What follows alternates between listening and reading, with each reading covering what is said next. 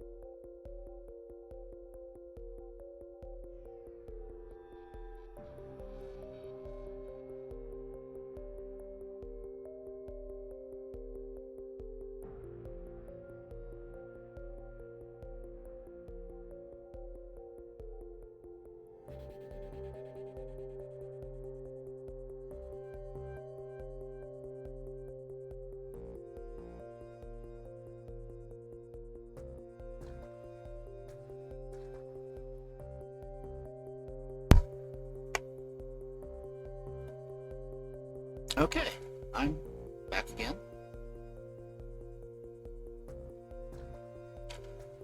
I completely forgot what I was doing. I've been forgetting a lot of things lately. Yes, probably I forgot to take my medication, which I just had to go do. But anyway, it is Thursday, and Thursday nights we do mysteries. For now. Until something else comes along. Anyway, Thursday nights are less for the children. I'll just say it that way.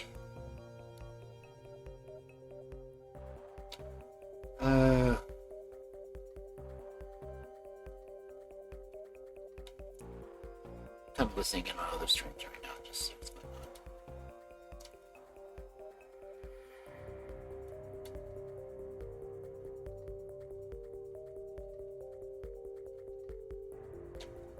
on. Okay.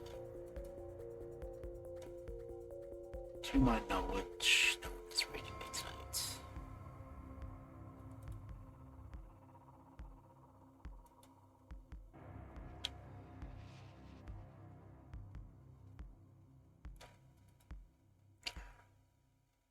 Yep, don't see anyone who's close to the end of the stream, so should be good. Yeah, I was worried about not being able to get my sound alerts, well, my blurps to play tonight, since I couldn't log in to make sure that I was connected. But it looks like they're working fine because I played one and years. It's better to blow out once a year than to blow out once.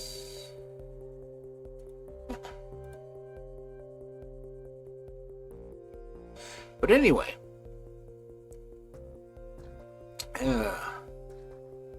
it'd be so cool if I could get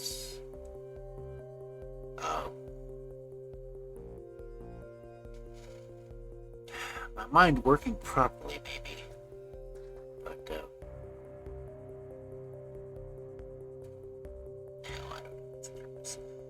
uh,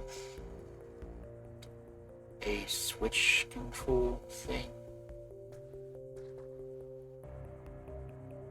Somewhere. I don't know. But anyway, we're going to try to get through at least 2 more mysteries tonight. Again is Mysteries of Great Cities and the Sherlock Holmes. Why do I have... Oh, okay. I still have that here.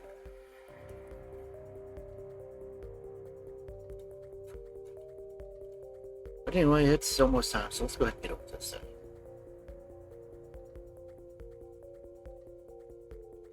And I have said that provided everything works properly and I actually get the game, we'll be doing this Saturday. Many screens, both showing my stream. I'll plan on fixing that, so it's something else, but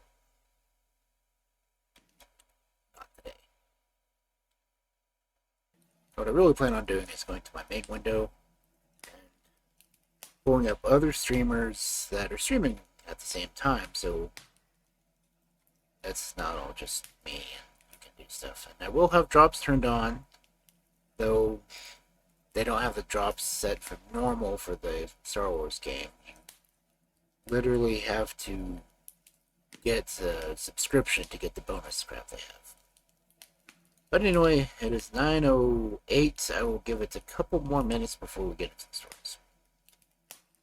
So hopefully everyone has had a good week so far. And I'm sure we're all relatively glad that tomorrow's Friday. I'd probably be gladder. Well, I'm going to be glad because I get to read fairy tales. But, yeah.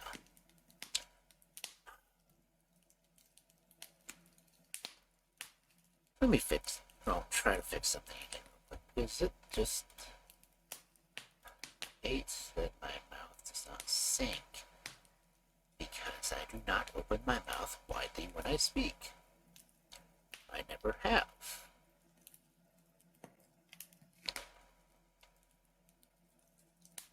Set to the proper one. Volume is set there too. Okay. Frequency, yeah, I don't have to do with any of that. My lip sync parameters are clear. I mean, look at this thing whipping around. Except type. Let's see if it can do the advanced. I doubt it because I don't really have that animated of a model, I guess. I don't know. But anyway, it's supposed to be doing it. My phone is supposed to be picking it up too, but I don't know. Sometimes I really wonder why I still do this, honestly. Except, I like doing it. I like narrating fairy tales and other fiction. If people are watching my ads, well, that's fine. I'm sorry, but why did it switch it back to the 1-minute ads? It's a... Damn it, Twitch.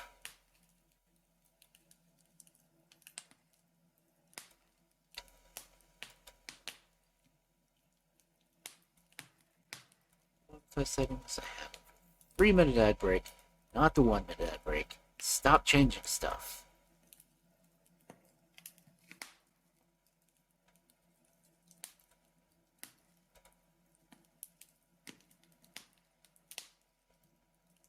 So I want to be able to control when the 3-minute break goes on.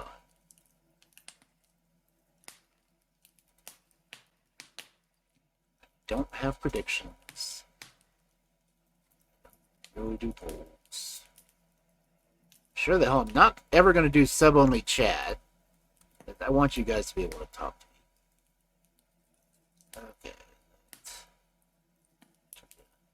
Hey, Matsu. Wow, that was loud.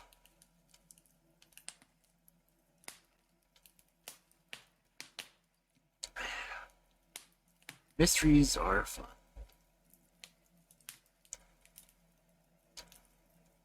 And we're in the mysteries of.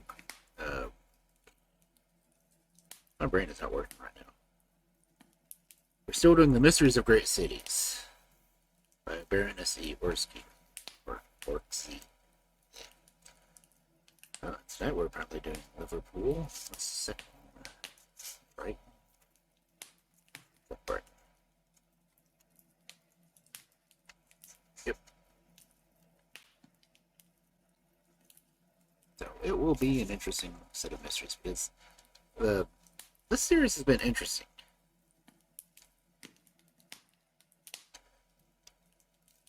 I love the fact it's told by the famous man in the corner, which is always cool.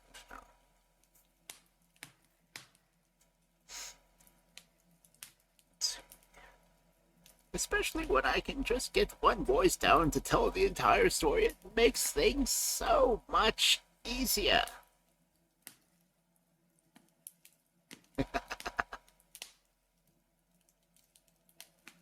But anyway, let's get into our first story for the evening. The Liverpool Mystery. A title, a foreign title I mean, is always very useful for purposes of swindles and frauds. Knocked the man in the corner to me one day. The cleverest robberies of modern times were perpetrated lately in Vienna by a man who dubbed himself Lord Seymour. Whilst over here the same class of thief calls himself Count something ending in O, or Prince of the other ending in off. Fortunately for our hotel and lodging keepers over here, I replied, they're beginning to be more alive in the ways of foreign swindlers and look upon the titled gentry who speak broken English as possible swindlers or thieves. The result sometimes being exceedingly unpleasant to the real grand seigneurs, who honor this country at times of their visits, replied the man in the corner. Now, take the case of Prince Simonozix, a man whose 16 quarterlings are duly recorded at Gotha, who carried enough luggage with him to pay for the use of every room in the hotel for at least a week, whose gold cigarette case, with diamond and turquoise ornaments, was actually stolen without him taking the slightest trouble to trying to recover it. The same man was undoubtedly looked upon with suspicion by the manager of the Liverpool Northwestern Hotel from the moment that his secretary, a dapper, somewhat vulgar little Frenchman, bespoke on behalf of his employer with himself and a valet the best suite of rooms the hotel contained.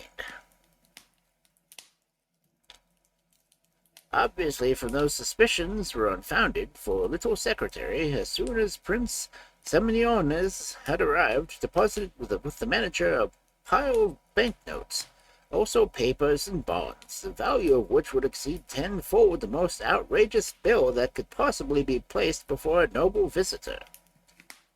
Moreover, M. Albert Lambert explained that the prince, who only meant to stay in Liverpool for a few days, on his way to Chicago, where he wished to visit Princess Anna Simoniet, his sister, who was married to Mr. Gurwan, the great copper king and multimillionaire.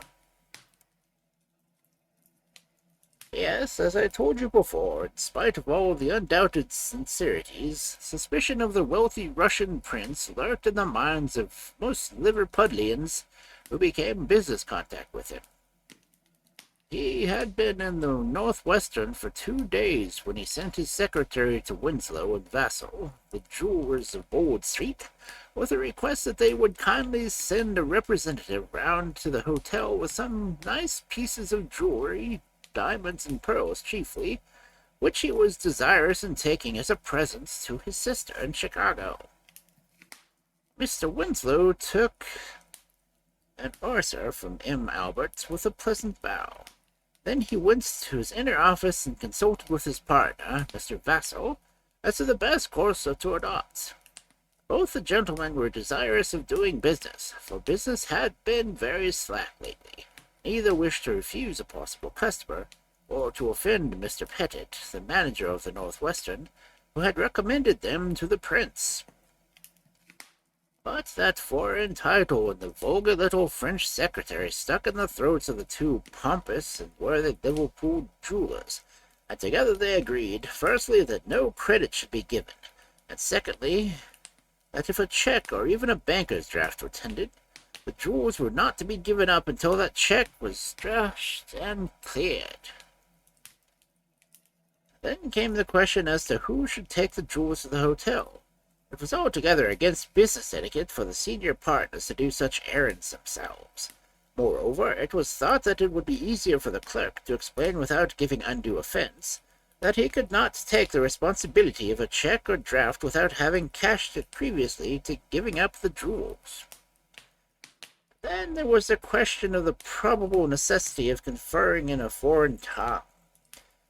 The head assistant, Charles Needham, who had been the employee of Winslow and Vassall for over 12 years, was, in true British fashion, ignorant of any language save his own. It was therefore decided to dispatch Mr. Schwartz, a young German clerk lately arrived. Mr. Schwartz was Mr. Winslow's nephew and godson, a sister of that gentleman having married the head of the great German firm of Schwartz & Co. silversmiths, of Hamburg and Berlin. The young man had soon become a great favorite with his uncle, whose heir he would presumably be, as Mr. Winslow had no children of his own.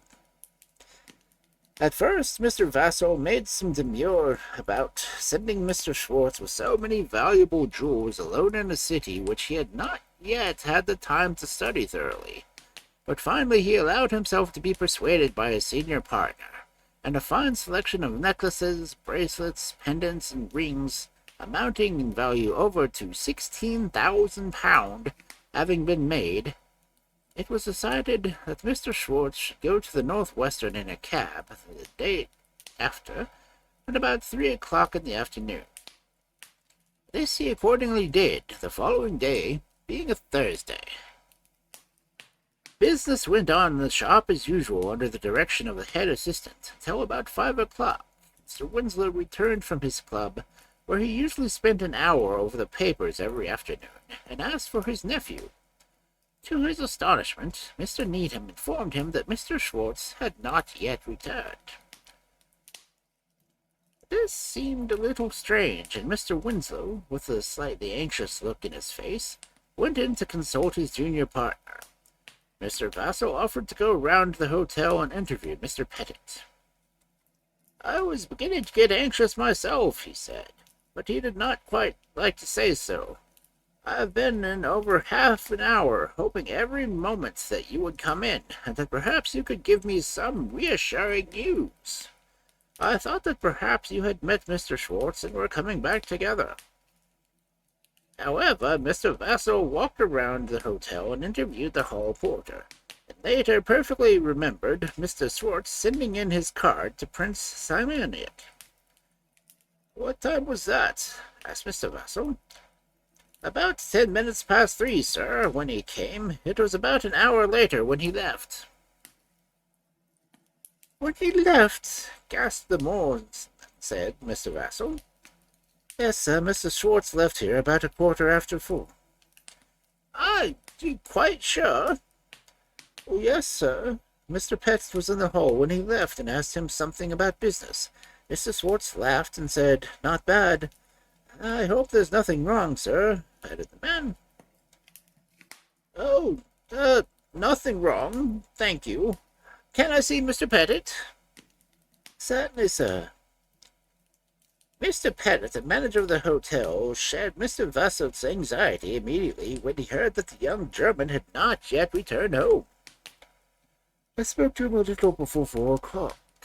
We had just switched on the electric light, which we always do in these winter months, at that hour. But I shouldn't worry myself, Mr. Vassall. The young man may have seen some business on his way home. You'll probably find him in when you get back. Apparently, somewhat reassured, Mr. Vassall thanked Mr. Pettit and hurried back to the shop, only to find that Mr. Schwartz had not returned, though it was now close to 8 o'clock. Mr. Winslow looked so haggard and upset that it would have been cruel to heap reproaches upon his other troubles, or to utter so as a faintest suspicion that young Schwartz's permanent disappearance with £16,000 in jewels and money was within the bounds of probability. There was one chance left, but under the circumstances, a very slight one indeed. The Winslow's private house was up in Birkenhead, under town. Young Schwartz had been living with him ever since his arrival at Liverpool, and he may have, either not feeling well or for some other reason, gone straight home without calling the shop. It was unlikely his valuable jewelry was never kept in a private house, but it might have happened. It would be useless, continued the man in the corner, and decidedly uninteresting were I to relate to you, Messrs. Winslow and Vessel's further anxieties with regard to the missing young man. Suffice it to say that on reaching the private house, Mr. Winslow found that his godson had neither returned nor sent any telegraphic message of any kind.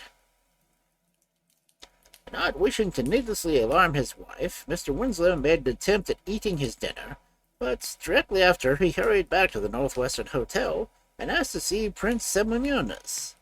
The prince was at the theater with the secretary, and probably would not be home until nearly midnight. Mr. Winslow then, not knowing what to think, nor yet what to fear, and in spite of the horror he felt at giving publicity to the nephew's disappearance, thought it was his duty to go around to the police station and interview the inspector. It was wonderful how news of that type travels in a large city like Liverpool.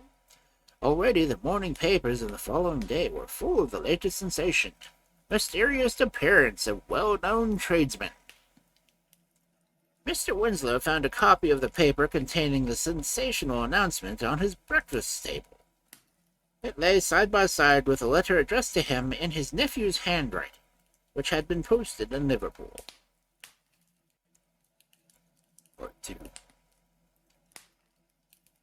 Mr. Winslow placed the letter, written to him by his nephew, into the hands of the police. Its contents, therefore, quickly became public property. The astounding statements made therein by Mr. Schwartz created, in quiet, business-like Liverpool, a sensation which has seldom been equaled. It appears that the young fellow did call on Prince Semyonis at 3:15 on Wednesday, December 10th, with a bag full of jewels amounting to the value of some £16,000. The prince duly admired and finally selected from among the ornaments a necklace, pendant, and bracelet, and the whole price by Mr. Schwartz according to his instructions, at £10,500. Prince Semyonis was most prompt and businesslike in his dealings. "You will require immediate payment for these, of course," he said in perfect English. "And I know you businessmen prefer solid cash to checks, especially when dealing with foreigners. I always provide myself with plenty of Bank of England notes in consequence," he added with a pleasant smile, "as £10,500 in gold would be a little inconvenient to carry. If you will kindly take out the receipts of my secretary, Mr. Lambert, and settle all business affairs with you." He thereupon took the jewels he had selected and locked them up in his dressing-case, the beautiful silver fittings of which Mr. Schwartz just caught a short glimpse of. Then, having been accommodated with paper and ink, the young jeweler made out the account and receipt, whilst M. Lambert, the secretary, counted out before him 105 crisp Bank of England notes of £100 each. Then, with a final bow to his exceedingly urbane and eminently satisfactory customer, Mr. Schwartz took his leave. In the hall he spoke to Mr. Pettit, and then he went out into the street. He had just left the hotel and was about to cross towards St. George's Hall when a gentleman in a magnificent fur coat stepped quickly out of a cab which he had been stationed near the curb, and touching him lightly upon his shoulder, said with an unmistakable air of authority, at the same time handing him a card, That is my name. I must speak to you immediately. Schwartz glanced at the card, and by the light of the arc lamps above, his head read on the name of it, Dmitri Slavinovsky Bergrinov, de la Ilie Section Police Imperial de S.M. Lesar. Quickly, the owner of the unpronounceable name and the significant titles pointed to the cab from which he had just alighted, and Schwartz, whose very suspicion with regard to the princely customer bristled up in one moment, clutched his bag and followed his imposing interlocutor. As soon as they were both comfortably seated in the cab, the latter began on a courteous apology in broken but fluent English. I must beg your pardon, sir, for the trespassing upon your valuable time, and I certainly should not have done so but for the certainty that our interests in this certain matter, which I have in hand, are practically identical, insofar as we both should wish to outwit a clever rogue. Instinctively, his mind full of terrible apprehension, Mr. Schwartz's hand wandered into his pocketbook, filled to overflowing with the banknotes which he had so lately received from the prince. I see. I see, interposed the courteous Russian with a smile. He has played the confidence with the usual addition of so many so-called banknotes. So-called? Gasped the unfortunate young man. I don't often think I often err in my estimate of my own countrymen, continued M. Berganev. I have vast experience, you must remember. Therefore, I doubt if I am doing, what does he call himself? Prince something. So an injustice if I assist, even without handling those crisp bits of paper you have in your pocketbook, that no bank in the world would exchange them for gold. Remembering his uncle's suspicion on his own, Mr. Schwartz cursed himself in his blindness and folly for accepting notes so easily for a moment without imagining that they might be false. Now, with everyone out of suspicion fully on the alert, he felt bits of paper with nervous, anxious laughter, while the imperturbable Russian calmly struck a match. See here, he said, pointing to one of the notes. The shape of that W in the signature of the chief cashier. I'm not an English police officer, but I would pick out the spurious W among thousands of genuine ones. You see, I have seen a good many. Now, of course, poor young Schwartz had not seen very many Bank of England notes. He could neither have told whether one W, Mr. Bound's signature, from better than another. But though he did not speak English nearly as fluently as his pompous interlocutor, he understood every word of the appalling statements that the latter had made. That prince, he said, at the hotel. He's no more a prince than you and I, my dear sir, concluded the gentleman in his Imperial Majesty's police calmly. And the jewels, Mr. Winslow's jewels. With the jewels there may be a chance. Oh, a mere chance. Those forged banknotes which you accepted so trustingly may prove the means of recovering your property. How? The penalty of forging and circulating spurious banknotes is very heavy. You know that. The fear of 7 years' penal servitude will act as a wonderful sedative upon the prince's joyful mood. He will give up the jewels to me right enough. Never you fear, he knows, added the Russian officer grimly. There are plenty of old sores to schedule up, without the additional one of forged banknotes.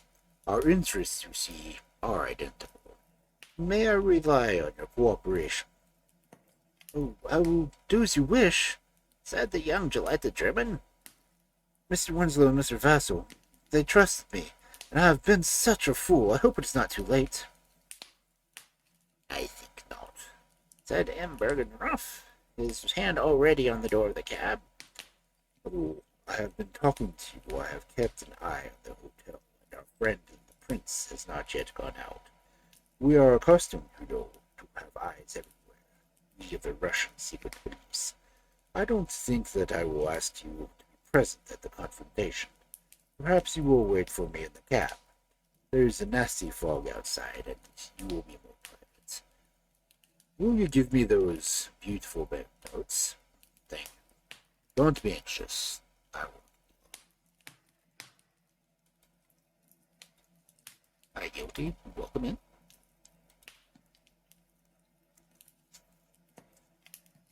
He lifted his hat and slipped the notes into his inner pocket of his magnificent fur coat.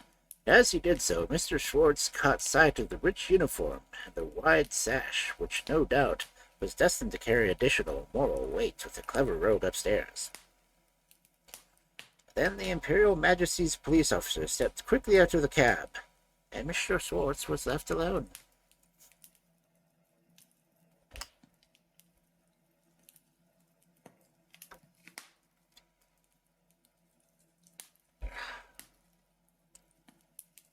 Part 3.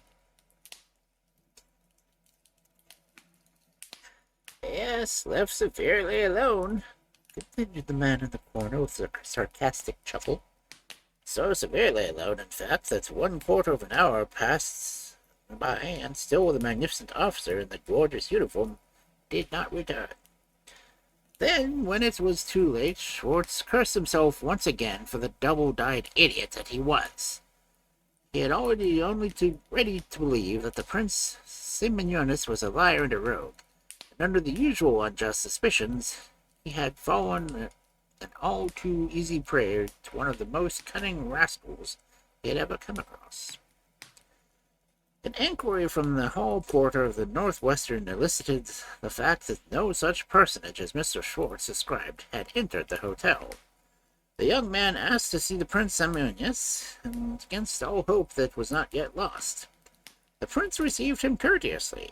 He was dictating some letters to his secretary while the valet was in the next room preparing his master's evening clothes.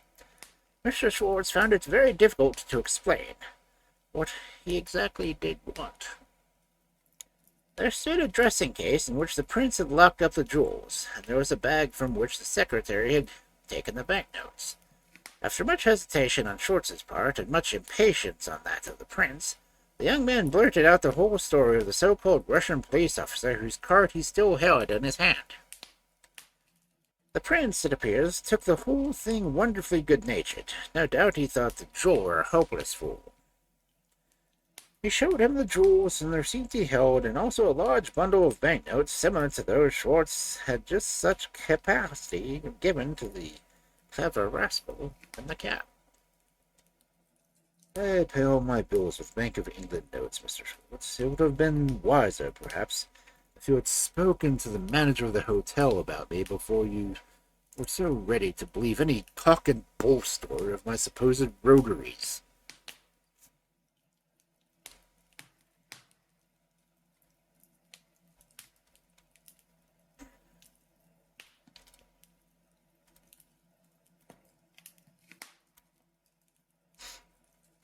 Finally, he placed a small, thin-mouthed volume before the young jeweler and said with a pleasant smile, "If people in this country who are in large way of business, and therefore likely to come into contact with people of foreign nationality, were to study these little volumes before doing business with any foreigner who claims the title, much disappointment and a great loss would often be saved. Now, in this case, had you looked up page 797 of this little volume of Gotha's Almanac, you would have seen my name in it, known from the first that the so-called Russian detective was a liar." There was nothing more to be said, and Mr. Schwartz left the hotel.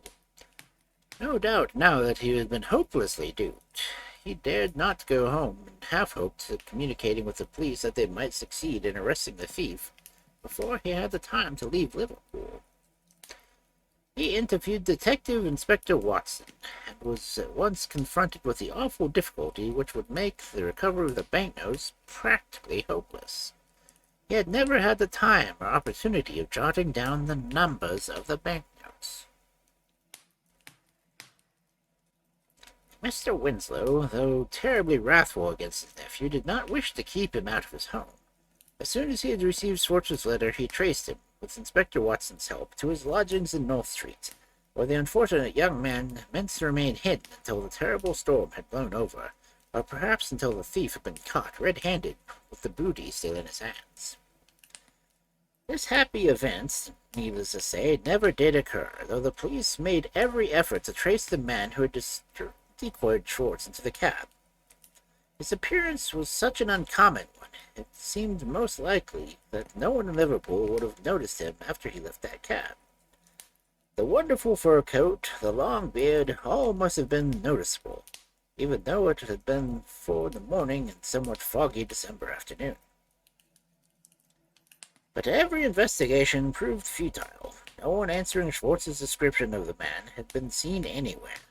The papers continued to refer to the case as a Liverpool Mystery.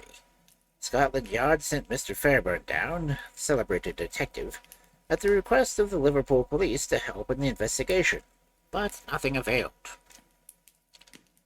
Prince Semyonis in his suite left Liverpool, and he who had attempted to blacken his character and had succeeded in robbing Messrs. Winslow and Vassell £10,500 had completely disappeared. Part 4. The man in the corner readjusted his collar and necktie, which, during the narrative of this interesting mystery, had worked its way up his long, crane-like neck and large, flappy ears. His costume of checked tweed of a particularly loud pattern had trickled down some fancy of the waitress who were standing gazing at him and giggling in the corner. This evidently made him nervous. He gazed up at me very meekly, looking for all the world like a bald-headed adjudicant dressed for the holiday. Of course, at first all sorts of theories were left about. One of the most popular, and at the same time most quickly exploded, being that young Schwartz had told a cock and bull story, and there was the actual thief himself. However, as I said before, that it was very quickly exploded, as Mr. Schwartz, Sr., a very wealthy merchant, never allowed his son's carelessness to be a serious loss to his kind employers. As soon as he thoroughly grasped the circumstances of the extraordinary case, he drew a check for £10,500 and remitted it to Mrs. Winslow and Vassell. It was just, but it was also high-minded. All Liverpool knew about the generous action of Mr. Winslow took care that it should. Any evil suspicion regarding young Mr. Schwartz vanished as quickly as it had come. Then, of course, there was a theory about the prince and his suite. And to this day I fancy there are plenty of people in Liverpool, and also in London, who declare that the so-called Russian officer was a Confederate. No doubt the theory was very plausible, and Mrs. Winslow and Vassell spent a good deal of money trying to prove a case against the Russian prince. Very soon, however, that theory also was bound to collapse. Mr. Fairburn, whose reputation as an investigator of crimes waxes in the direction inverted ratio to his capacities, did he hit upon the obvious course of interviewing the managers for large London and Liverpool agents to change. He soon found that Prince Semyonis had converted a great deal of Russian and French money into English banknotes since his arrival in the country a few days ago. More than £30,000 in solid, good, honest money had traced the pockets of the gentleman with 16 quarterings. It seems, therefore, more than improbable that the man who is obviously fairly wealthy would risk imprisonment and hard labor, if not worse, for the sake of increasing his fortune by £10,000. However, the theory of the prince's guilt was taken firm root in the dull minds of our police authorities. They have had every information with regard to Prince Semyonis's innocence from Russia. His position, his wealth, have placed above suspicion, and yet they suspect and go on suspecting him and his secretary. They have communicated with the police in every European capital, and while they still hope to remain sufficient evidence against those who they suspect, They calmly allow for the guilty to enjoy the fruit of this clever robbery. The guilty? I said. Who do you think? Who do I think knew at the moment that young Schwartz has the money in his possession? He said exaggeratedly, wiggling in his chair like a jack-in-the-box. Obviously, someone was guilty of that theft who knew that Schwartz had gone to interview the rich Russian, and would in all probability return with a large sum of money in his possession.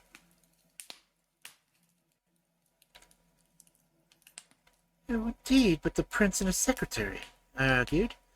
But just now you said... Just now I said that the police were determined that the prince and his secretary were guilty.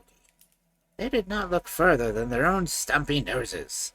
Mrs. Winslow and Vassall spent money with a free hand in those investigations. Mr. Winslow, as a senior partner, stood to lose over £9,000 by that robbery. Now with Mrs. Vassall, it was different. When I saw how the police went blundering in the case, I took the trouble to make certain inquiries, and the whole thing interested me so much that I learned all that I wished to know. I found out, namely, that Mr. Vassall was very much a junior partner in the firm, that he only drew 10% of the profits, having been promoted lately to a partnership from having been senior assistant. Now the police did not take trouble to IQ to find that out. But you don't mean that... I mean that in all cases where robbery affects more than one person, the first thing to find out is whether it affects the second party equally with the first. I proved that to you, didn't I, over the robber of the Fillmore Terrace? There, as here, one of the two parties stood to lose a little in comparison with the other. Even then, I began. Wait a moment, for I found out something more. The moment that I ascertained that Master Vassall was not drawing more than £500 a year from the business profits, I tried to ascertain at what rate he lived and what were his chief vices. I found that he kept a fine house in Albert Terrace. Now, the rent of those houses is £250 a year. Therefore, speculation, horse racing, or some sort of gambling must help keep his establishment. Speculation and most forms of gambling are synonymous with debt and ruin. It is only a question of time. Whether Mr. Vassall was in debt or not at the time, that I cannot say. But this I do know, that ever since that unfortunate loss to him of about £1,000, he has kept his house in a nicer style than before, and now has a good banking account at the Lancashire and Liverpool Bank, which he opened a year after his heavy loss. But it must have been very difficult, I argued. What? He said. To have planned out the whole thing, for carrying it out was mere child's play. He had 24 hours in which to put his plan into execution. Why, what was it to do? Firstly, to go to a local printer and get some part of the way to get him some pre-rounds of cards with a high-sounding name. That, of course, is done while you wait. Beyond that, there was the purchase of a good second-hand uniform, fur coat, and a beard or wigs from the customers. Oh no, the execution was not difficult. It was the planning of it all, the daring that was so fine. Schwartz, of course, was a foreigner. He had only been in England a little time, for a fortnight. Vassall's broken English misled him. Probably he did not know the junior's partner intimately. I have no doubt that, but for his uncle's absurd British prejudice and suspicions against Russian prince, Schwartz would have not been so ready to believe the latter's roguery. As I said, it would be a great boon if English tradesmen studied Gotha, but it was a clever, wasn't it? I couldn't have done it much better myself. The last sentence was so characteristic, I wished I could render its supreme, overwhelming self-conceit. Before I could think of some plausible argument against his theory, he was gone, and I was trying vainly to find another solution to the Liverpool Mystery. Hey, Taka, welcome in.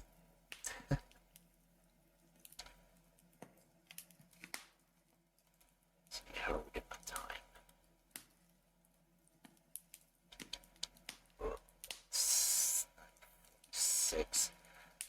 I start the next story, we'll probably hit ads. We'll listen to it. So, how's everyone doing? What did everyone think of the first mystery? It's always so interesting when the person telling the story says that they could have done it better.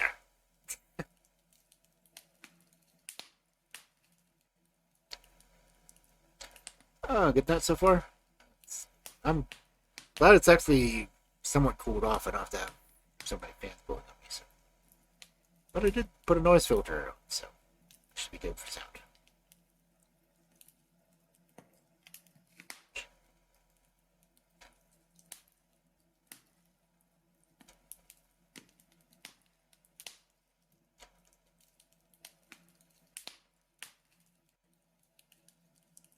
Yeah. So it rained off and on today, so it didn't get out of the middle 90s.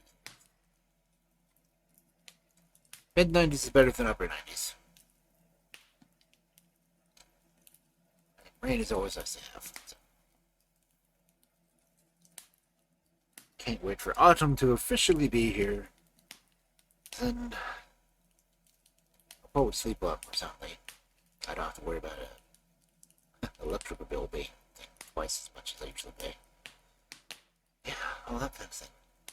I don't know if the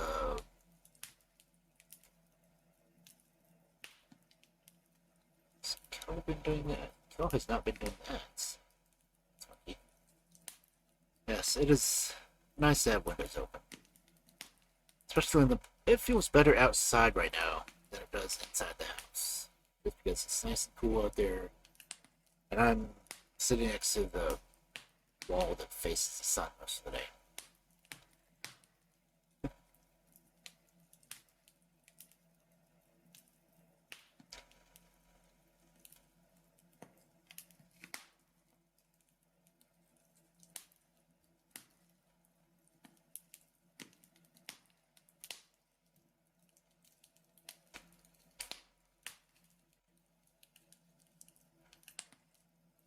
It's like the room that I spend most of my time in this house. It's a brick extension that comes outwards around from the house. So I've got brick on 3 sides of me. And all they do is soak up the sunlight all day. Whereas if I can get everything else taken care of, I'll move into a different room and have the desk and new computer hopefully set up on a nice interior wall. The side of the house that doesn't get nearly as much sun. It'll be nice, hopefully. As it is, I'm on the north facing part of the house, but I have no shade over this section.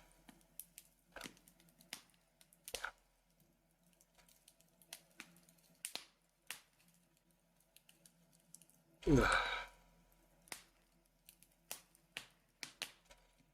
Oh yeah. Some of us in the southern part of the country don't get very cold.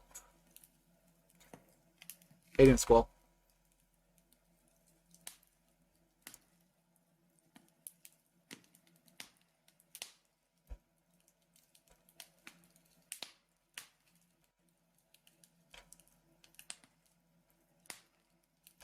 Let's see, how long is this next story compared to what I just read? It's Liverpool Mystery. Next one's a Brighton Mystery. It is 1 page longer. Not bad.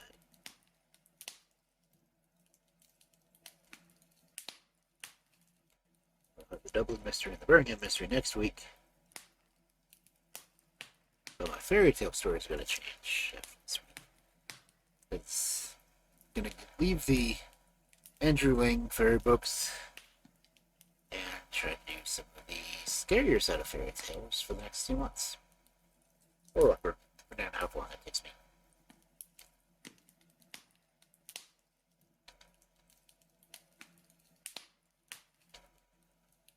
I think I'm gonna push the ads so we can come back and get into the next story. So if you're subscribed, feel free to hang out. If you're not, I'm just gonna put it be right back screen anyway. Let's say, I need to get another drink. We'll be back.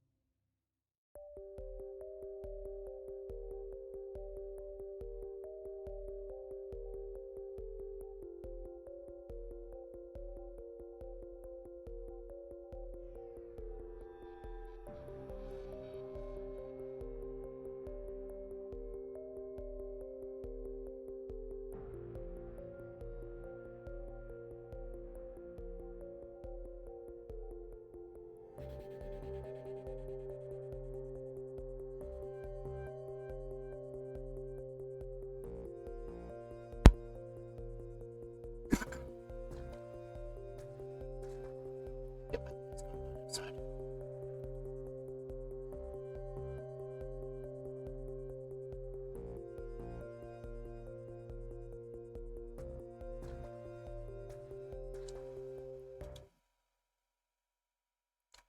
Okay.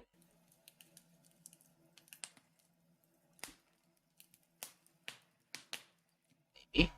All right. Hey, sound is back on. Okay. Well, yeah, it looks like another round of pickup ballet. I went and closed my door because I honestly don't want anyone else walking in.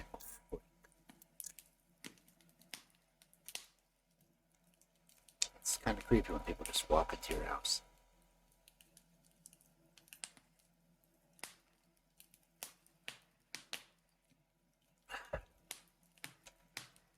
Oh my god. It looks like Taylor's actually doing the ad, so that's a good thing. Yeah, if you weren't aware, it is September now. At least they went and started doing subs today. But if you are wanting to get the bonus stuff for Star Wars Outlaws, subscribe to one of the channels that's playing it. I may try to Saturday if my Xbox will play it at all.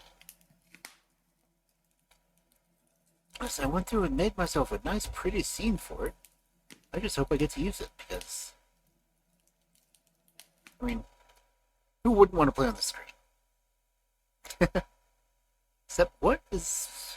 I don't know which one of my alerts is ghosting me right now.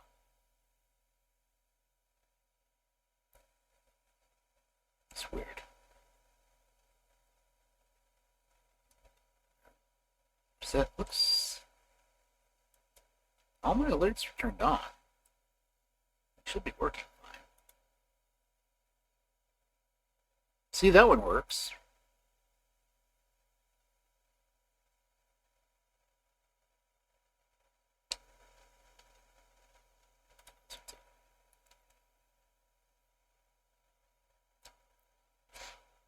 Oh yeah, I'm gonna have this one going if I try to actually play the game. But anyway.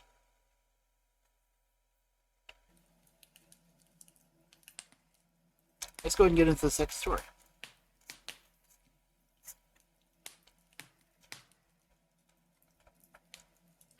See, the one we just did was Richtown, Liverpool. That means our next a wonderful story for this. That's our next wonderful mystery. Said that way. The Brighton Mystery.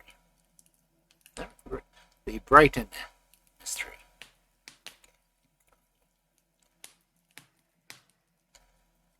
Do you care for the seaside? Asked the man in the corner who had finished his lunch. I don't mean the seaside of Ossett or Troutville, but the honest English seaside, with minstrels, 3-shilling excursions, and dirty, expensive furnished apartments where they charge you a shilling for lighting the hall gas on Sundays and a sixpence for the other evenings. Do you care for that? I prefer the country. Perhaps it is preferable. First, I only liked one of our English seaside resorts once, and that was for a week, when Edward Skinner was up before the magistrates, charged with what was known as the Brighton outrage. I don't know if it was remember that memorable day in Brighton, memorable for an elegant town which deals more in amusements than mysteries, when Mr. Francis Morton, one of its most noted residents, disappeared. Yes, disappeared. As completely as any vanishing lady in a music hall. He was wealthy, had a fine house, servants, a wife and children, and he disappeared. There was no way of getting away from that.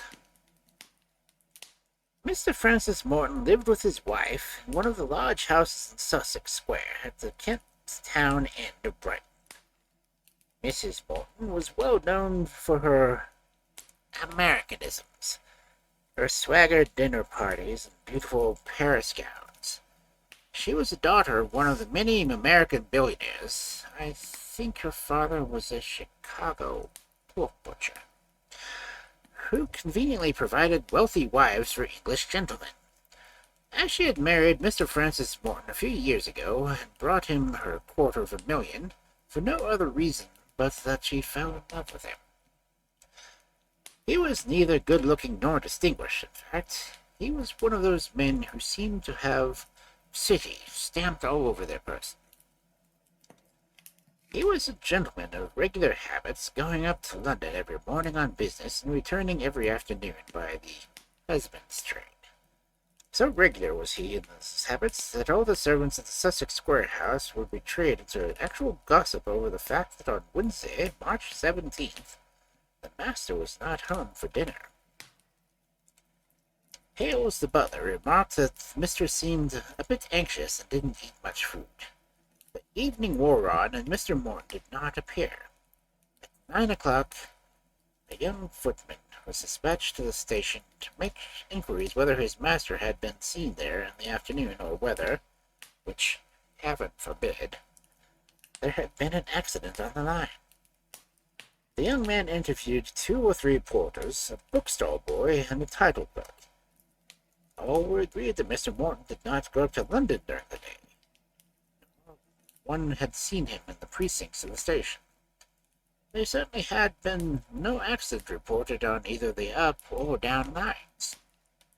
But the morning of the 18th came, with its unusual postman's knock, and whether Mr. Morton, nor any sign or news from him. Mrs. Morton, who evidently had spent a sleepless night, for she looked sadly changed and haggard, sent a wire to the hall porter in the large building of Cannon Street, where her husband had his office. An hour later she had a reply. Not seen Mr. Morton all day yesterday, not here today. By the afternoon, everyone in Brighton knew what fellow residents had mysteriously disappeared from or in the city. A couple of days, then another elapsed, and still no sign from Mr. Morton. The police were doing their best. The gentleman was so well known in Brighton, as he had been a resident 2 years, that it was not difficult to firmly establish that one fact that he had not left the city, since no one saw him at the station in the morning of the 17th, nor had any time since then. Mild excitement prevailed throughout the town. At first the newspapers took the matter somewhat jocosely. "Where is Mr. Morton?" was the usual placard in the evening's content bills. But after 3 days had gone by, and the worthy Brighton resident was still missing, while Mrs. Morton was seen to look more haggard and terrible every day, mild excitement gave place to anxiety. There were rogue hints as to foul play. The news had leaked out that there was a missing gentleman carrying a large sum of money on the day of his disappearance. There were also vague rumors of a scandal that connected with Mrs. Morton herself, and her own past history, which in her anxiety of her husband she had been forced to reveal to the detective inspector the charge of the case. Then on Saturday, the news of the late evening papers contained this.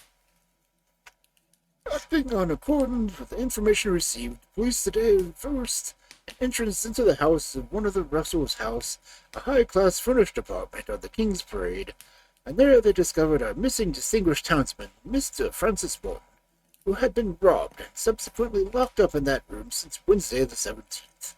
When discovered, he was in the last stage of inanition. He was tied to an armchair with ropes. A thick wool shawl had been wound around his mouth.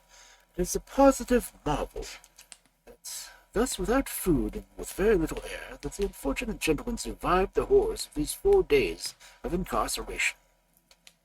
He had been conveyed to his residence in Sussex Square, and we are pleased to say that Dr. Mellish, who is in attendance, has declared his patient to be out of serious danger, and with that care and rest he will soon be quite himself again. At the same time, our readers will learn with unmixed satisfaction that our police of our city, with their usual acuteness and activity, have already discovered the identity and whereabouts of the cowardly ruffian who committed this unparalleled outrage. Part 2.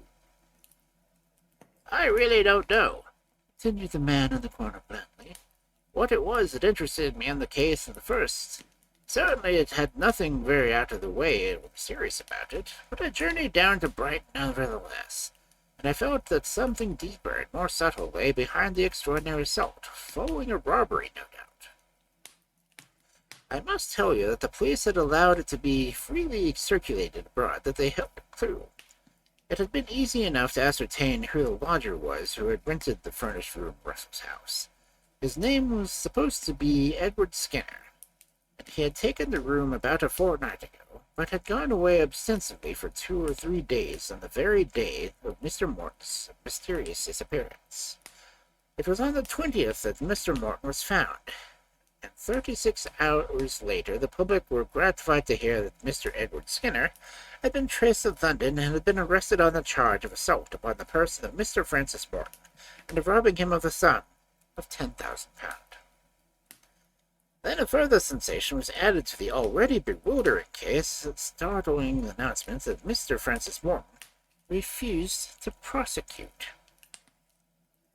Of course, the Treasury took up the case and subpoenaed Mr. Morton as a witness, so that gentleman, if he wished to hush the matter up, or had been in any way terrorized into a promise of doing so, gained nothing by his refusal, except an additional amount of curiosity in the public mind and further sensation around the mysterious case. It was all this, you see, which had interested me and brought me down to Brighton on March 23rd to see the prisoner Edward Skinner arraigned before the brig. I must say that he was a very ordinary-looking individual, fair, a ruddy complexion, a snub nose, and beginning of a bald place on the top of his head. He, too, was the embodiment of a prosperous, stodgy city gent. I took a quick survey of the witness present and guessed that the handsome, stylish woman sitting next to Mr. Reginald Pepys, the noted lawyer of the Crown, was Mrs. Morton. There was a large crowd in court, and I heard whispered comments among the feminine portion thereof as to the beauty of Mr. Morton's gown, and the value of her large picture hat, and the magnificence of her diamond rings. The police gave all the evidence required with regard to the finding of Mr. Morton in the room of Russell's house, and also to the arrest of Skinner at the Lingham Hotel in London. It appears that the prisoner seemed completely taken aback at the charge preferred against him, and declared that, though he knew Mr. Francis Morton lightly on business, he knew nothing as to his personal life. Prisoner sustained, Inspector Buckle, that he was not even aware Mr. Morton lived in Brighton. But I have evidence here which I will place before your Honour, that proof the prisoner was seen in the company of Mr. Morton at 9:30 o'clock on the morning of the assault. Cross-examined by Mr. Matthew Quiller, the detective inspector admitted that the prisoner merely said that he did not know that Mr. Morton was a resident of Brighton. He never denied having met him there. The police, or rather witnesses, referred to by the police were two Brighton tradesmen who knew Mr. Morton by sight and had seen him on the morning of the 17th, walking with the accused. In the instance, Mr. Quiller had no question to ask of the witness, and it was generally understood that the prisoner did not wish to contradict their statements. Constable Harter told the story of finding the unfortunate Mr. Morton after 4 days' incarceration. The constable had been sent round by the inspector chief after certain information given by Mrs. Chapman, the landlady of Russell's house. He had found the door locked and forced it open. Mr. Morton was in an armchair with several yards of rope wound loosely around him. He was almost unconscious, and there was a thick wool shawl tied round his mouth, which must give a deadened any cry or groan the poor gentleman might have uttered. But as a matter of fact, the constable was under the impression that Mr. Morton had been either drugged or stunned in some way at first, which had left him weak and faint and prevented him from making himself heard, or extracting himself from his bonds, which were very clumsily, evidently very hastily, wound around his body.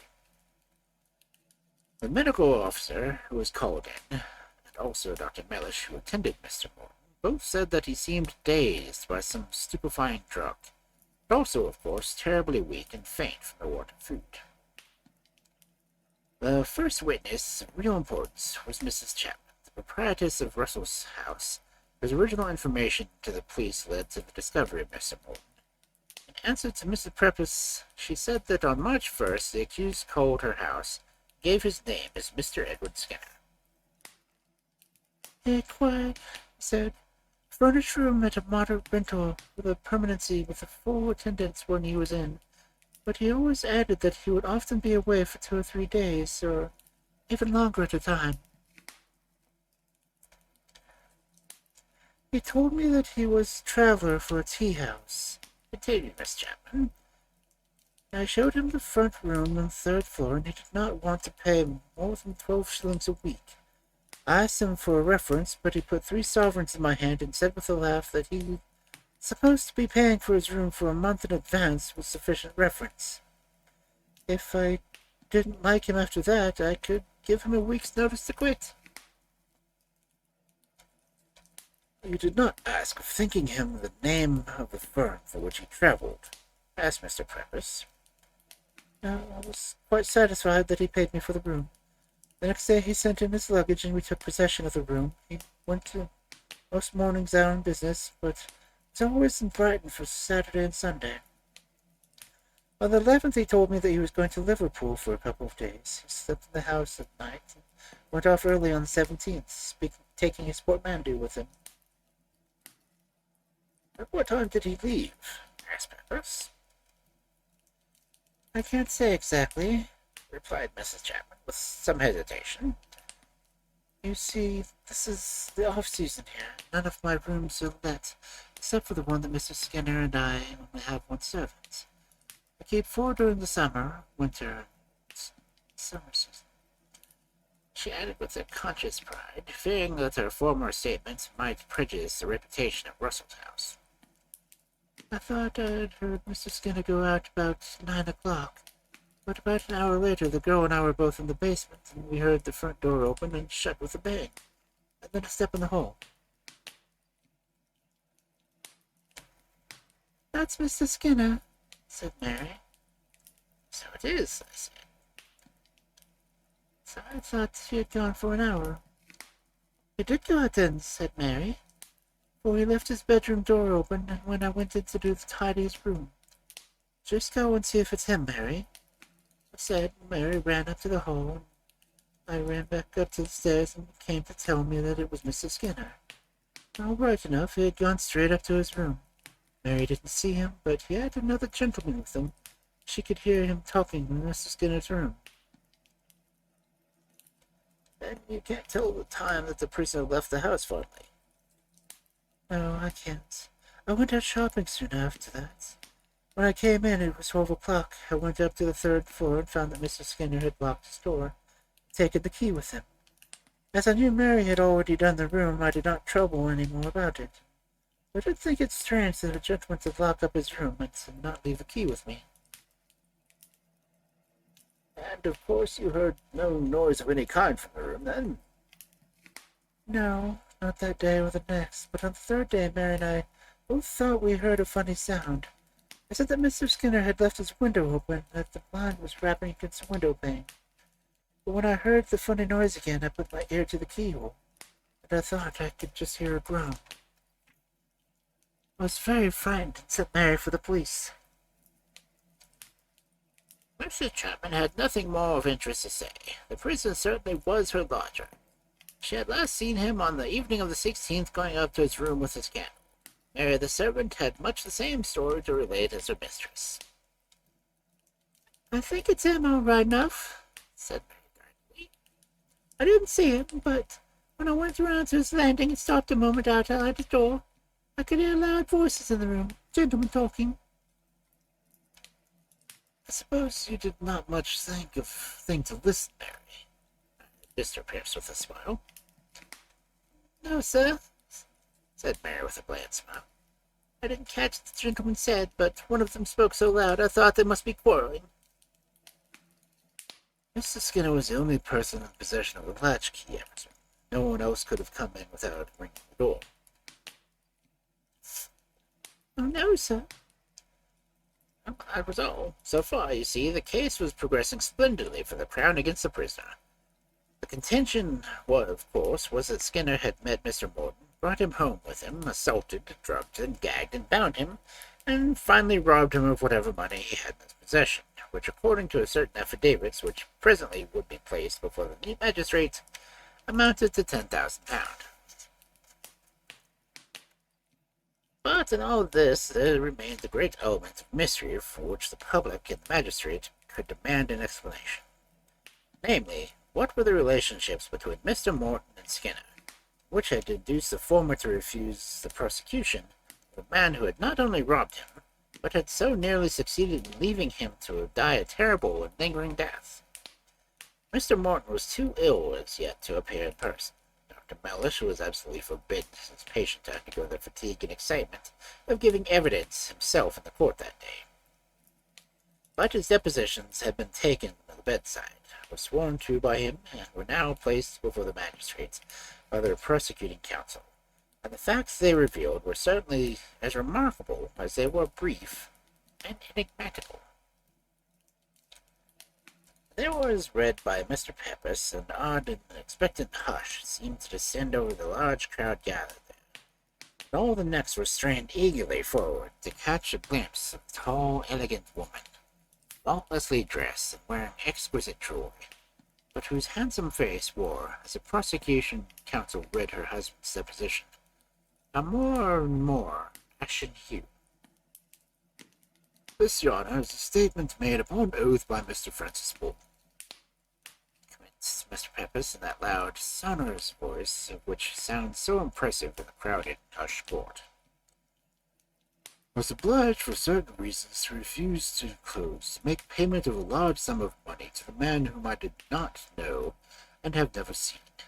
It was then a matter of which my wife is cognizant, and which had entirely to do with her own affairs. I was merely a go-between, as I thought it was not fit that she should see to the matter herself. The individual in question had made certain demands, of which she kept me in ignorance as long as she could, not wishing to unnecessarily worry me. At last she decided to place the whole matter before me, and I agreed with her that it would be best to satisfy the man's demands.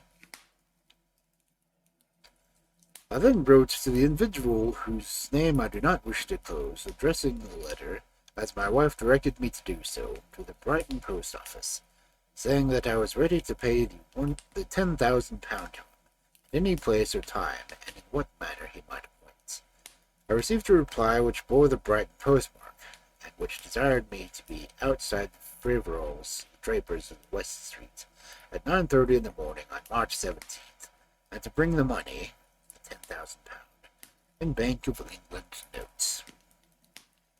On the 16th, my wife gave me the cheque for the amount, and I cashed it at her bank, Birds in Fleet Street. At 9:30 the following morning, I was appointed place. An individual wearing a grey overcoat, bowler hat, and a red tie accosted me by name, and requested me to walk as far as his lodgings in the King's Parade. I followed him. Neither of us spoke. He stopped at a house which bore the name Russell's House, and which I shall be able to swear as soon as I am able to get out. He let himself in with a latchkey, and asked me to follow him up to his room on the 3rd floor. I thought I noticed when we were in the room that he locked the door. However, I had nothing of value on me except the £10,000, which I was ready to give him. We had not exchanged the slightest word.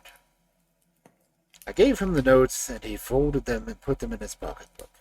Then I turned towards the door, and without the slightest warning, I felt myself suddenly gripped by the shoulder, while a handkerchief was pressed to my mouth and nose. I struggled as best I could, but the handkerchief was saturated with chloroform, so I soon lost consciousness.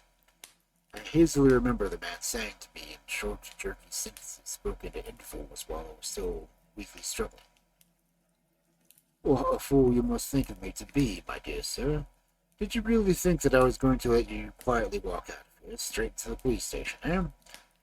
Such dodges have been done before, I know, but a man's silence has to be bought for money. Find out who he is, see where he lives, give him the money, then inform against him.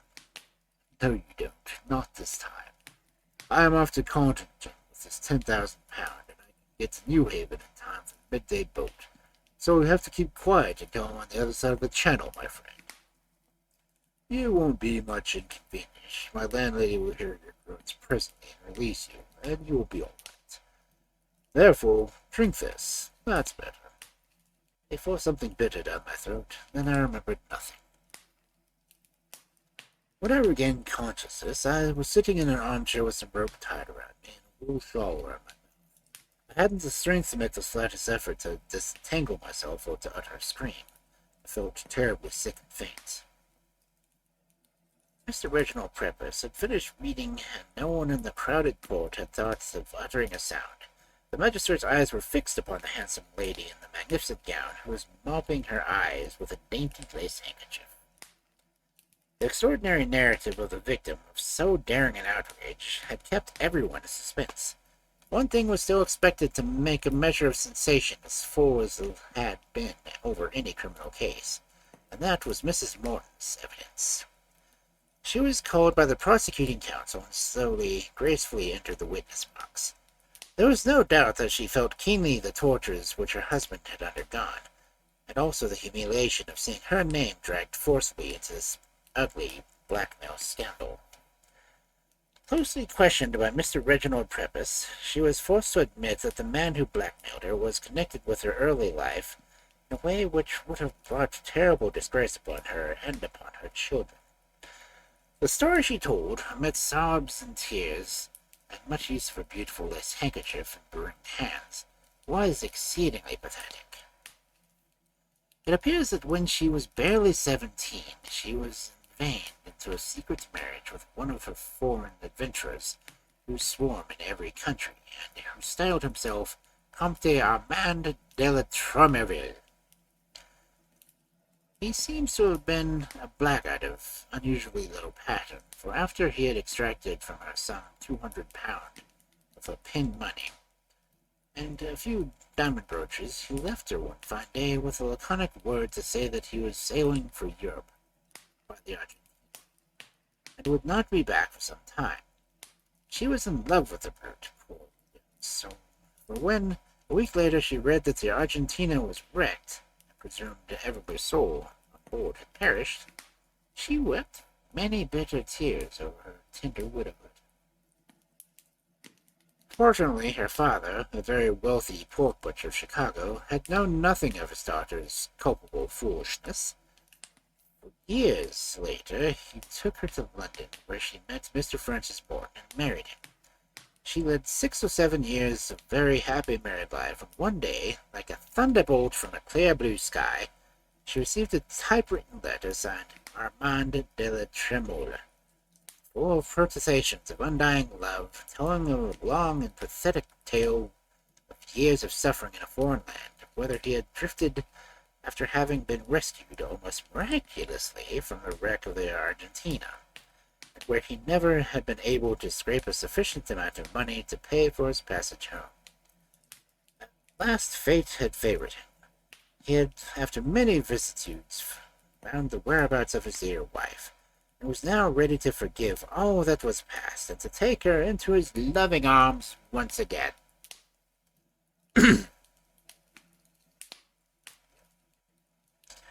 What followed was the usual course of events when there is a blackguard and a fool of a woman. She was terrorized and did not dare tell her husband for some time. She corresponded with the Comte de la Toleron, begging him to, for her sake, and in memory of the past, not to attempt to see her.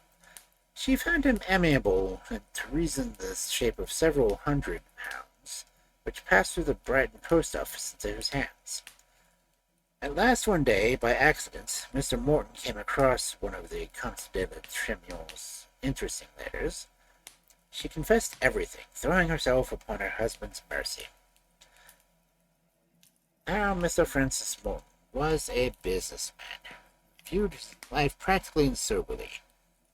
He liked his wife, who kept him in luxury, and wished to keep her, whereas the Comte de la Tremole seemed willing enough to give her up for consideration. Mrs. Morton, who had a sole and absolute control of her fortune, on the other hand, was willing enough to pay the price to hush up the scandal, which she believed, since she was a bit of a fool, would land her in the prison of bigamy. Mr. Francis Morton wrote to the Comte de la Tremole that his wife was ready to pay him a sum of £10,000, which he demanded in payment for her absolute liberty and his own complete disappearance of her life, now and forever. The appointment was made, and Mr. Morton left his house at 9 a.m. on March 17th, with the £10,000 in his pocket. The public and the magistrate had hung breathlessly upon her words. There was nothing but sympathy felt for this handsome woman, though throughout who had been sinned against and sinning, and whose gravest fault seems to have been the total lack of intelligence in dealing with her own life.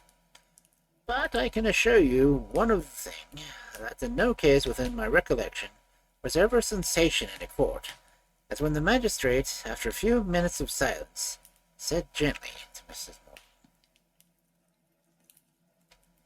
"And now, you will kindly look at the prisoner, and tell me if in him you recognize your former husband."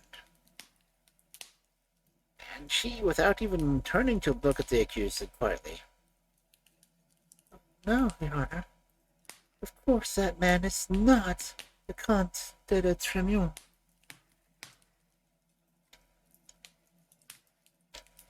Part 3. I can assure you that the situation was quite dramatic, continued the man in the corner, whilst his funny, claw-like hands took up a bit of string with renewed feverishness. In answer to further questions of the magistrate, she declared that she had never seen the accused. He might have been the go-between, however, she could not say. The letters she received were all typewritten, but signed Armand de la Tremillon, and certainly the signature was identical to that on the letters she used to receive from him years ago, all of which she had kept. And did it never strike you, asked the magistrate with a smile, that the letters you received might be forgeries? How could they be? She replied dictatorily. No one knew of my marriage to the Comte de Tremillon. No one in England, certainly. Besides, if someone did know that the Comte intimately enough to forge his handwriting and to blackmail me, why should that someone have waited all these years? I've been married 7 years, Your Honor. That was true enough, and there was a matter rested as far as she was concerned. But the identity of Mr. Francis Morton's assailant had to be finally established, of course, before the prisoner was committed for trial. Dr. Mellish promised that Mr. Morton would be allowed to come to court for half an hour and identify the accused on the following day, and the case was adjourned until then. The accused was led away between 2 constables, bail being refused, and Brighton had perforce to moderate its impatience until Wednesday. The court was crowded to overflowing. Actors, playwrights, and literary men of all sorts had fought for admission to the study themselves, the various phases and phrases in connection to the case. Mrs. Morton was not present when the prisoner, quiet and self-possessed, was brought in and placed on the dock. The solicitor was with him, and a sensational difference was expected. Presently there was a stir in the court. A certain sound, half rustle, half sigh, which precludes the expected palpitating events. Mr. Morton, pale, thin, wearing yet in his hollow eyes the stamp of those red days of suffering, walked into the court, leaning on the arm of his doctor. Mrs. Morton was not with him. He was at once accommodated with a chair in the witness box, and the magistrate, after a few words of kindly sympathy, asked him if he had anything to add to this written statement. On Mr. Morton replying in the negative, the magistrate added, Now, Mr. Morton, will you kindly look at the accused in the dock and tell me whether you recognize the person who took you to the room at Whistle's house and who assaulted you? Slowly the sickly man turned toward the prisoner and looked at him. Then he shook his head, replied quietly, No, sir, that certainly was not the man. Are you quite sure? Asked the magistrate in amazement, while the crowd literally gasped with wonder. I swear it, asserted Mr. Morton. Can you describe the man who assaulted you? Certainly. He was dark, of swarthy complexion, tall, thin, with bushy eyebrows and thick black hair and a short beard. He spoke English with just the faintest suspicion of a foreign accent. The prisoner, as I have told you before, his English was never a feature. English in his ruddy complexion, and absolutely English in his speech. After that, the case for the prosecution began to collapse. Everyone had expected a sensational defense, and Mr. Matthew Quiller, his counsel for Skinner, fully justified all these expectations. He had no fewer than 4 witnesses present who swore positively that at 9:45 on the morning of Wednesday, March 17th, the prisoner was in an express train leaving Brighton for Victoria.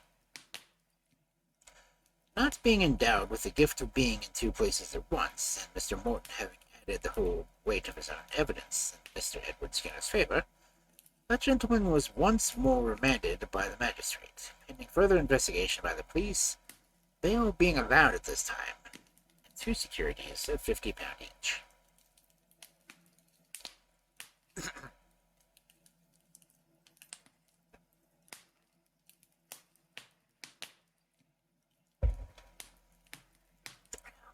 Part 4.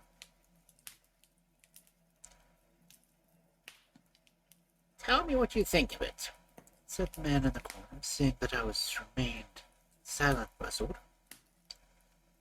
Well, I said dubiously, I suppose that the so-called Armand de la Tourmel's story was true in substance, that he did not perish in Argentina, but drifted home and blackmailed his former wife. Doesn't it strike you that there are at least two very strong points against that theory? Yes, making two gigantic knots in the piece of string. Two?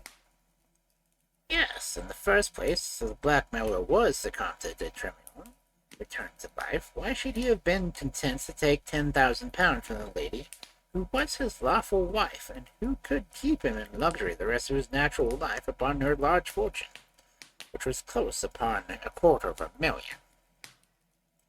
The real Comte de la Tremillon, remember, had never found it difficult to get money out of his wife during their brief time married. Whatever Mr. Morton's subsequent experience was in the different direction might have been. And secondly, why should he have typewritten his letters to his wife? Because that was a point which, to my mind, the police never made the most of.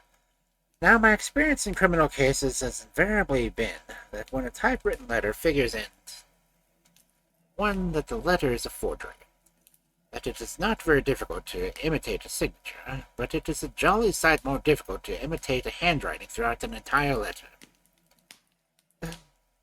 Do you think— I think, if you'll allow me, he interrupted excitedly, that we will go through the points, sensible, tangible points of the case. Firstly, Mr. Morton disappears with £10,000 in his pocket for 4 entire days. At the end of that time, he is discovered loosely tied to an armchair, and a wool shawl around his mouth. Secondly, a man named Skinner is accused of the outrage. Mr. Morton, although he himself is able, mind you, to furnish the best possible defense of Skinner, by denying his identity with the man who assaulted him, refuses to prosecute. Why? He did not wish to drag his wife's name into the case. He must have known that the Crown would take up the case. Then again, how is it that no one saw him?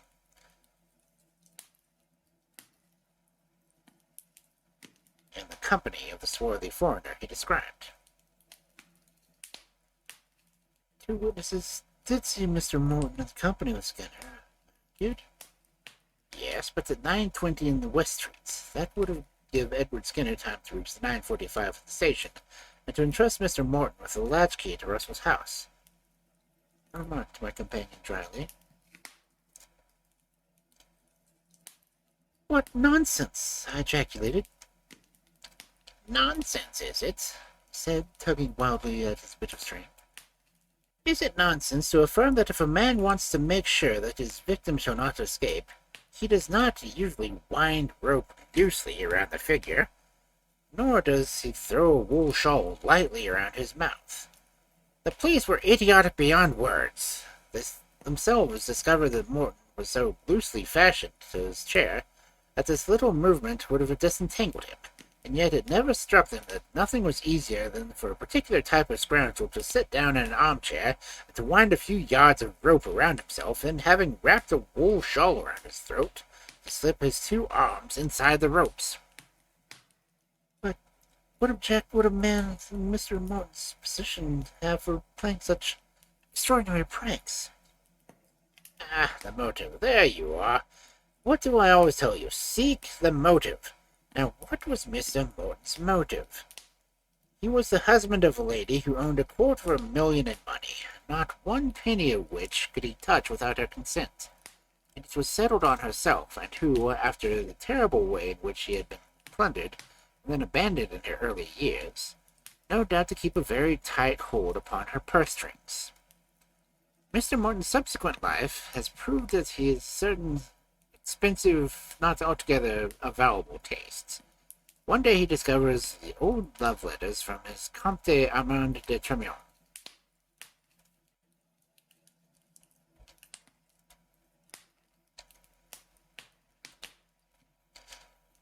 Then he lays his plans, typewrites a letter, forges the signature of the erstwhile Count, and awaits events. The fish does rise to the bait. He gets sundry bits of money, and his successes make him daring. He looks around him for an accomplice. Clever, unscrupulous, greedy. And selects Mr. Edward Skinner, probably some former pal of his wild oat days. The plan was very neat, you must confess. Mr. Skinner takes a room at the Russell's house and studies all the manners and customs of the landlady and her servants. Then he draws the full attention of the police upon himself. Meets Morton in the West Streets and disappears ostensibly after the assault. Meanwhile, Morton goes to Russell's house, goes upstairs, talks loudly in a room, and makes elaborate preparations for his comedy. Why, he nearly died of starvation. That, I dare say, was not part of his reckoning. He thought, no doubt, that Mrs. Chapman or the servant would discover and rescue him sooner. He meant to appear just a little faint and endured quietly the first 24 hours of initiation. But the excitement and want of food told on him more than he expected. After 24 hours, he turned on very giddy and sick, and was falling from one fainting fit into another, and was unable to give the alarm.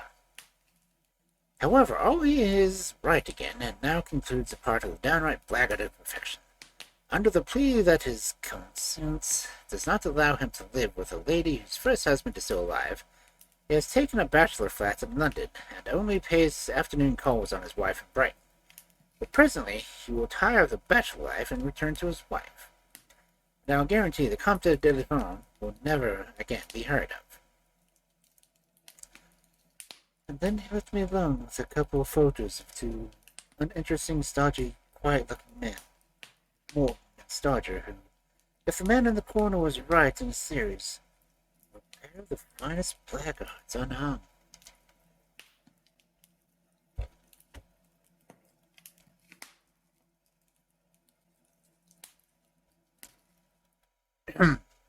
Okay, so my phone died, so it stopped sending signals to my phone. It's VTube Studio, so my model just froze.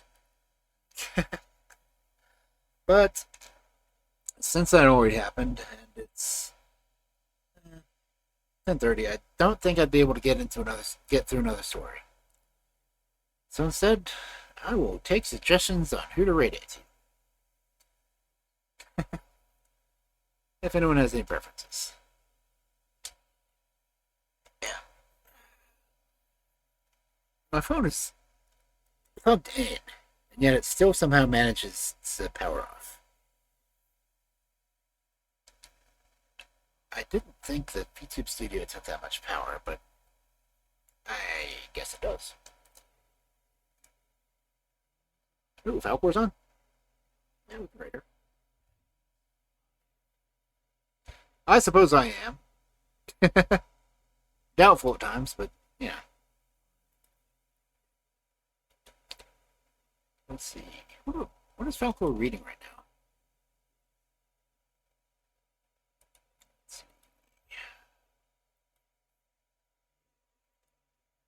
Let's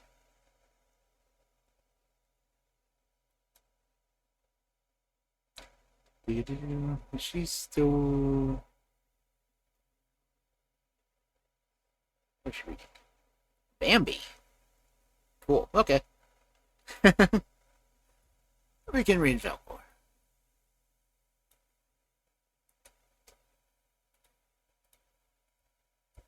Okay, so read messages as per usual.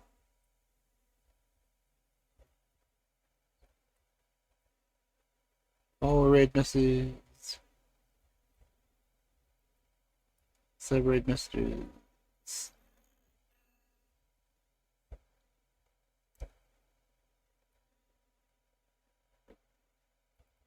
Spoke read. Okay. There we go. Again, thank you everyone for coming in tonight. I'm sorry as usual, scuff does happen, but yeah, that's just how things go. So I will see you all in Falcors, and again, thank you for coming by. Just a reminder that it is September, technically. So, I will see you all. Yep. Thank you for coming in, Taka. guess I'll see you over in Falcourts. Have a good night.